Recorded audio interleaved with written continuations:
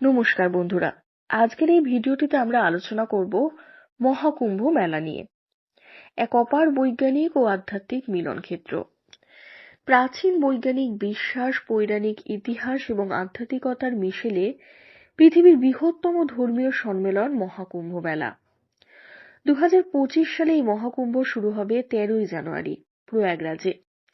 প্রতি 12 বছর অন্তর আয়োজিত এই মেলা শুধু আধ্যাত্মিকতার নয়, বরং এর সঙ্গে জড়িত রয়েছে বিজ্ঞানও। হিন্দু পুরাণ অনুসারে দেবতা ও অসুরেরা একত্রে সমুদ্র মন্থন করেছিলেন। এই মন্থনের ফলে অমৃত ভর্তি এক কুম্ভের উৎপত্তি হয়। সেই কুম্ভের 12 ফোঁটা অমৃত পড়েছিল 4টি স্থানে: প্রয়াগরাজে ত্রিবেণী সঙ্গমে, হরিদ্বারের গঙ্গায়, নাসিকের গোদাবরী নদীতে এবং উজ্জয়িনী শিপ্রা নদীতে। এই কারণে এই স্থানগুলোতে স্নান করা পুণ্যলাভের পথ হিসাবেই বিবেচিত হয়। পৌরাণিক কাহিনীর সঙ্গে মহাকুম্ভের উৎপত্তির আরেকটি দিক রয়েছে।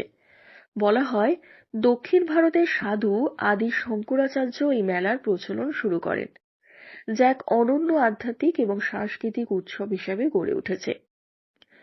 গবেষকদের মতে মহাকুম্ভ কেবল ধর্মীয় নয়, বৈজ্ঞানিকভাবেও অত্যন্ত গুরুত্বপূর্ণ।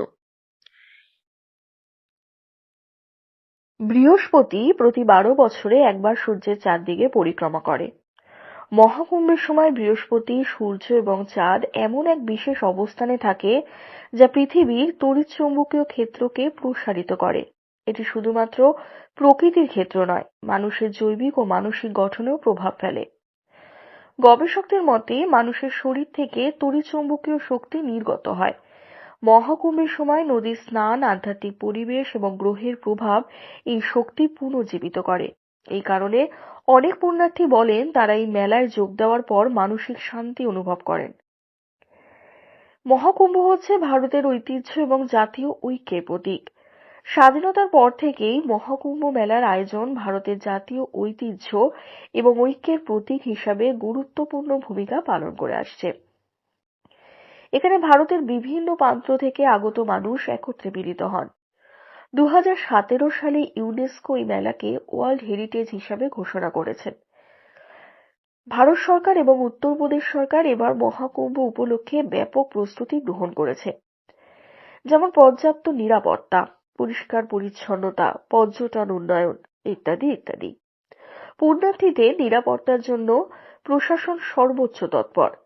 ড্রোন মনিটরিং থেকে শুরু করে সিসিটিভি নজরদারি ব্যবস্থাও চালু করা হয়েছে।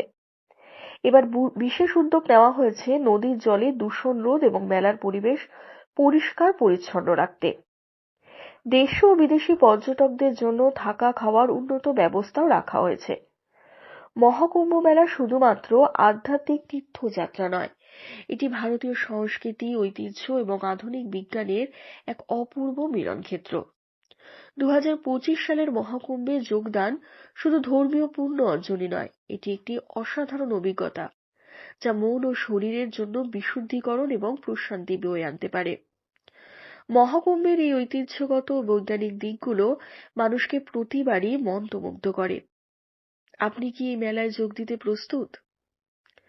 আজকের এই ভিডিওটি আপনাদের কেমন লাগলো অতি অবশ্যই কমেন্ট করে জানাবেন এবং চ্যানেলটি সাবস্ক্রাইব করতে একদমই ভুলবেন না। ধন্যবাদ।